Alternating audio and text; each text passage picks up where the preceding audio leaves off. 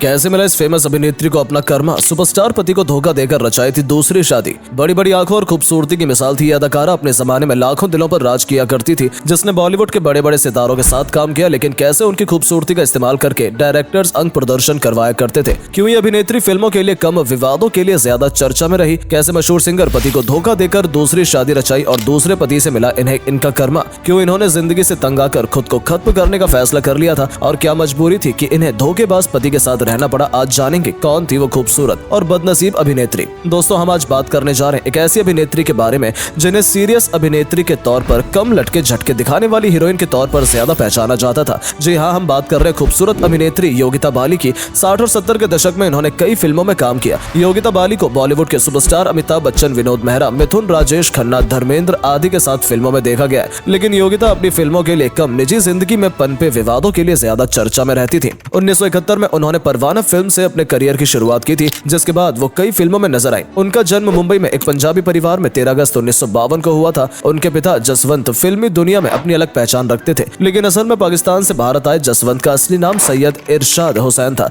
यहाँ आकर जब उन्होंने शादी की तो अपना धर्म भी बदल लिया। लेकिन जब फिल्मों में उन्हें बड़ा नुकसान हुआ तो पाकिस्तान वापस लौट गए। पाकिस्तान में उनकी पहली पत्नी और बच्चे रहते थे, जिन्हें छोड़कर वो भारत आए थे और उन्हीं के पास वापस लौट गए। योगिता की माँ एक पंजाबी थी और उन्हीं का सरनेम योगिता इस्तेमाल किया करती थी। 1960 के दौरान कोलकाता विश्वविद्यालय से योगिता ने अपनी शिक्षा पूरी की। योगिता शम्मी कपूर की पत्नी एक्ट्रेस गीता बाली की भांजी थी, इसीलिए बचपन से ही उन्होंने फिल्मी माहौल देखा था और उनका सपना एक्ट्रेस बनने का था। अपनी मौसी की वजह से उनके लिए फिल्मों में काम पाना भी आसान था, इसीलिए उन्हें आसानी से पहली फिल्म भी मिल गई थी। परवाना फिल्म में अमिताभ बच्चन और विनोद मेहरा के साथ काम करने के बाद योगिता की आगे की राह आसान हो गई। इसके बाद योगिता ने अजनबी, अपराधी, कुंवारा बाप, महबूबा और जानी दुश्मन जैसी फिल्मों में भी काम किया। योगिता बाली को शुरुआती दौर में उन फिल्मों में ज्यादा देखा गया है जिन्हें प्रथम श्रेणी की अभिनेत्रियों ने रिजेक्ट कर दिया था। उनकी पहचान ऐसी बन गई थी कि ज्यादातर डायरेक्टर्स उनके अंग प्रदर्शन उनसे करवाने के लिए ही उन्हें फिल्मों में लेते थे, जिससे कि उनकी फिल्मों की थोड़ी पब्लिसिटी मिल सके। इसके अलावा योगिता बाली ने समझौता, झील के उस पार, धमकी, नागिन, चाचा भतीजा फिल्मों में भी काम किया। हालांकि ये भी सच है कि बहुत अच्छी फिल्मों में काम करने के बाद भी योगिता अपनी खुद की एक पहचान नहीं बना पाई, जो अपने दौर की रेखा जीनत अमान, हेमा मालिनी या रीना रॉय जैसी अभिनेत्री को टक्कर दे पाती। करियर के शुरुआती दौर में निर्देशकों ने योगिता को बोल्ड और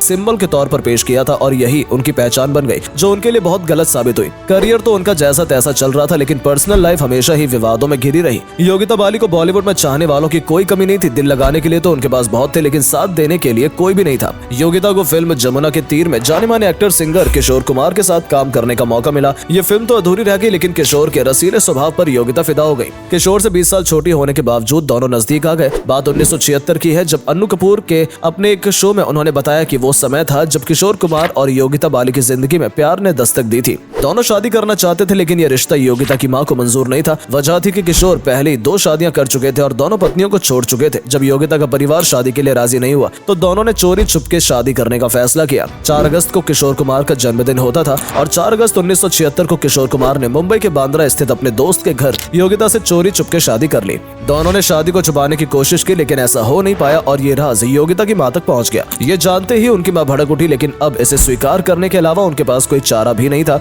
बताते हैं कि जब शम्मी कपूर और गीता बाली ने इस मामले में दखल दी, तब जाकर कहीं परिवार वाले माने और 17 अगस्त 1976 को दोस्तों और रिश्तेदारों की मौजूदगी में दोबारा शादी हुई। कुछ दिन तो सब ठीक रहा, लेकिन उसके बाद जो हुआ उसके बारे में किसी ने सोचा भी नहीं था। इस शादी की नींव बहुत कमजोर निकली और ये शादी ज्यादा दिन तक टिक नहीं सकी। इसके पीछे 2 वजह सामने आई। एक तो योगिता की मां उनकी शादी में जरूरत से ज्यादा दखल देती थी, ये दखल किशोर कुमार को रास नहीं आ रही थी। और दूसरी खबर सामने आई योगिता का एक्स्ट्रा मैरिटल अफेयर, और वो शख्स थे मिथुन, जो कि योगिता के साथ प्रेम प्रसंग चला रहे थे। उस समय मिथुन ने बॉलीवुड में कदम रखा था और योगिता के साथ उनकी फिल्म ख्वाब की शूटिंग चल रही थी। मिथुन अपनी पहली पत्नी हेलेना को तलाक दे चुके थे और उन्हें भी एक साथी की जरूरत महसूस हो रही थी। फिर क्या था, दोनों के दिल मिले और शादी करने का फैसला कर लिया। इस बात से किशोर कुमार बहुत नाराज हुए और योगिता फिल्मों में कभी भी गाना न गाने का फैसला कर चुकी थी। इस बात को अखबारों में खूब मिर्च मसाला लगाकर उछाला गया। किशोर को तलाक देने के 1 साल बाद मिथुन का हाथ योगिता ने थाम लिया और दोनों ने 1979 में शादी कर ली। अपने एक इंटरव्यू में योगिता ने कहा था कि किशोर के साथ उनका कभी प्यार नहीं था और उनकी शादी में शादी जैसा कुछ था ही नहीं। वहीं किशोर कुमार ने एक इंटरव्यू में बताया कि योगिता के लिए शादी सिर्फ खेल था, उन्होंने शादी को कभी शादी समझा ही नहीं। खैर, सच जो भी रहा हो, शादी के बाद योगिता और मिथुन 3 बच्चों के माता पिता बने और साथ ही एक अनाथ बच्ची को भी गोद दिया जो उन्हें कूड़े के ढेर में बुरी हालत में मिली थी।